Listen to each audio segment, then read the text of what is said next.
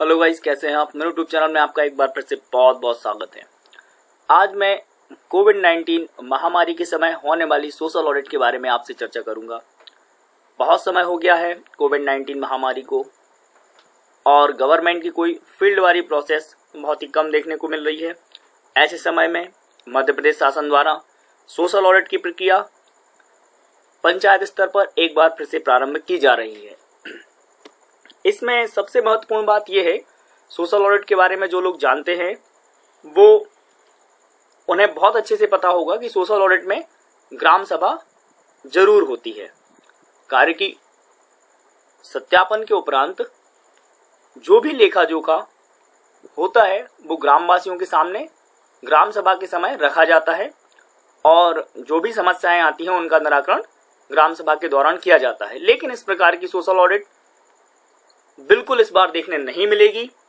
इस बार की social audit में मौखिक, भौतिक एवं दस्तावेजी सत्यापन तो होगा, लेकिन ग्राम सभा नहीं लगेगी। आप सब जानते हैं कि ग्राम सभा में लोग एक साथ बैठते हैं, इकट्ठा होते हैं। तो कोविड-19 महामारी के चलते ग्राम सभा नहीं लगवाने का फैसला लिया गया है। जो भी वीएसए जाएगा उसका सबसे पहले ग्राम रोजगार सहायक के द्वारा थर्मल स्क्रीनिंग की जाएगी, क्योंकि ये इंश्योर करेगा ग्राम रोजगार सहायक कि वो कोविड-19 महामारी के प्रकोप को तो नहीं झेल रहा। इसके बाद जब वो अपना कार्य चालू करेगा तो ठीक मौखिक, भौतिक और दस्तावेजी सत्यापन चरण बाय चरण होगा। तो उसके संबंधित जो भी प्रपत्र वीएसए को भरना है उसकी जानकारी मैं इस वीडियो में आपको देने जा रहा हूं। तो बिना समय बर्बाद किए मैं चालू करता हूं। इस प्रकार का आपको सबसे पहले पहला प्रपत्र मिलेगा। इस प्रपत्र में भौतिक सत्यापन से संबंधित जानकारी वीएसए को फिलअप करनी है। इसमें सबसे पहले क्रमांक, इसके बाद कार्य का नाम, जो भी आपका कार्य हुआ है मास्टर रोल से आप जानकारी देख सकते हैं। इसके साथ कार्य भौतिक रूप से उपलब्ध है, ये एक महत्वपूर्ण जानकारी है। क्या भौतिक रूप से उपलब्ध है कार्य? जैसे अगर पीएम आवास वहां बन रहा है, उसका अगर आप सत्यापन कर रहे हो, उसमें मजदूर संलग्न है, तो क्या कार्य भौतिक रूप से दिखाई दे रहा है? कार्य स्वीकृत स्थल पर किया गया है? अगर वो कार्य ग्रामीण संयोजकता से संबंधित है, किसी प्रकार के सीसी रोड का निर्माण कार्य हो रहा है, तो ये इंश्योर करना होगा कि स्वीकृत स्थल पर है या नहीं है। कार्यस्थल पर छाया एवं पानी, मेडिकल किट एवं झूला घर की सुविधा है। आपने देखा होगा इस बार जो पलायन किए हुए मजदूर हैं वो वापस आ चुके हैं, तो ये विशेष रूप से ध्यान दिया जा रहा है। वैसे भी मनरेगा योजना के अंतर्गत जो कार्य होते थे वहां छाया की व्यवस्था, पानी की व्यवस्था एवं मेडिकल किट की व्यवस्था जरूर होती थी। तो ये भी इंश्योर करना होगा वीएसए को। क्या मास्टर रोल में उल्लेखित मजदूर ही कार्य पर संलग्न है, ये भी देखना होगा मास्टर रोल की जानकारी निकालकर कि जो मजदूर मास्टर रोल में मेंशन है वही कार्य कर रहे हैं या उनके स्थान पर कोई दूसरा व्यक्ति कार्य कर रहा है।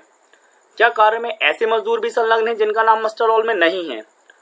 बहुत बार ऐसा देखने आया है सोशल ऑडिट में कि मास्टर रोल में किसी दूसरे मजदूर का नाम अंकित होता है, लेकिन वास्तव में कार्य कोई दूसरा मजदूर करता है। तो ऐसी स्थिति पर हमें यहां आंसर देना होगा हाँ या नहीं। क्या कार्य में 18 वर्ष से कम उम्र के बच्चे संलग्न हैं? अगर ऐसा पाया जाता है तो ये निश्चित रूप से अपराध है, आपको यहां पर लिख देना होगा। अगर संलग्न है तो हाँ, नहीं है तो नहीं। कार्य में ऐसे संलग्न प्रवासी मजदूरों की संख्या, प्रवासी मजदूर से तात्पर्य ये है जो मजदूर अगर बाहर काम कर रहे थे वो लौट के आ गए हैं, तो क्या ऐसे मजदूर मनरेगा के तहत काम कर रहे हैं तो उनकी आपको संख्या इसमें मेंशन करनी है। क्या कार्य में मेड लगा है? मेड का काम कार्य करना भी होता है, साथ में अटेंडेंस लगाना भी होता है, तो वो क्या कार्य कर रहा है या नहीं कर रहा है? क्या कार्यस्थल पर मास्टर रोल उपलब्ध है? मास्टर रोल अगर उपलब्ध है तो हाँ, नहीं है तो नहीं। क्या मास्टर रोल में दिनांक रोज उपस्थिति की जा रही है? सिंपल सी बात है, जब मजदूर काम करता है तो डेली उसकी उपस्थिति दर्ज होनी चाहिए। तो क्या किया जा रहा है ऐसा या नहीं किया जा रहा है? किया जा रहा है तो हाँ, नहीं किया जा रहा है तो नहीं। क्या कार्य ठेकेदार के द्वारा किया जा रहा है? आप वहां पे जब जाएंगे तो भौतिक सत्यापन में आपको स्थिति स्पष्ट हो जाएगी कि ठेकेदार के द्वारा तो काम नहीं किया जा रहा। अगर किया जा रहा है तो आप हाँ लिख सकते हैं।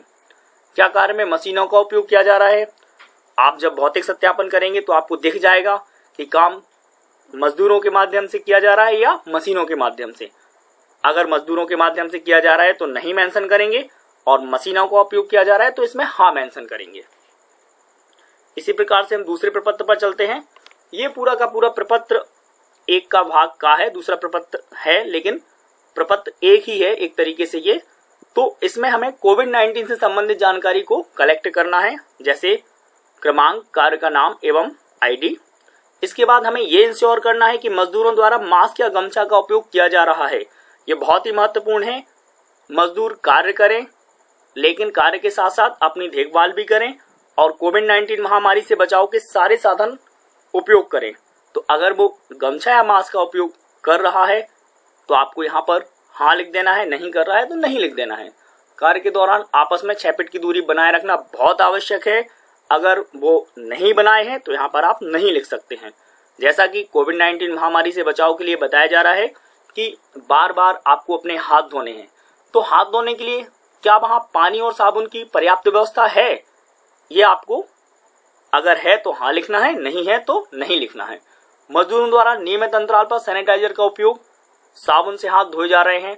बहुत बार ऐसा देखा जाता है कि मजदूर लापरवाही करते हैं, वहां पर पानी और साबुन की व्यवस्था होने के बाद भी वो हाथ अगर नहीं धो रहे, सैनिटाइजर का उपयोग नहीं कर रहे, तो आपको यहाँ पर नहीं मेंशन कर देना है।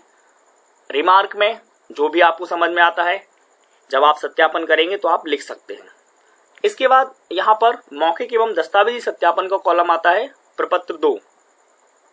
इसमें भी आपको क्रमांक लिखना है, कार्य का नाम एवं आईडी लिखना है। इसके बाद बात आती है मौखिक सत्यापन की। मौखिक सत्यापन से ये भरना है क्या मजदूरों को मुंह, आंख, नाक ना छूने की जानकारी दी गई है। देखिए, कोविड-19 महामारी के समय ग्राम पंचायत स्तर पर ही काम उपलब्ध हो रहा है, लेकिन उनको ये जानकारी है, ऐसी अवेयरनेस है कि उन्हें बार बार अपना मुंह, आंख, नाक को नहीं छूना है। अगर उन्हें जानकारी है तो हाँ, अगर उन्हें जानकारी नहीं है तो यहाँ पर नहीं आप मेंशन कर सकते हैं। श्रमिकों का नियमित रूप से स्वास्थ्य परीक्षण किया जा रहा है। आपको ये चेक करना है कि थर्मल स्क्रीनिंग रेगुलर बेसिस पर हो रही है या नहीं हो रही है। क्या मजदूरों को नियमित रूप से मजदूरी प्राप्त हो रही है। आपने देखा होगा प्रवासी मजदूर जो गांव छोड़कर चले गए थे वो भी आकर अब काम कर रहे हैं, तो क्या उन्हें नियमित रूप से मजदूरी मिल रही है? अगर नहीं मिल रही तो नहीं, या आप मजदूरों से पूछ सकते हैं। जब आप मजदूर से पूछेंगे तो मजदूर बता देगा कि उन्हें मजदूरी मिल रही है या नहीं मिल रही है।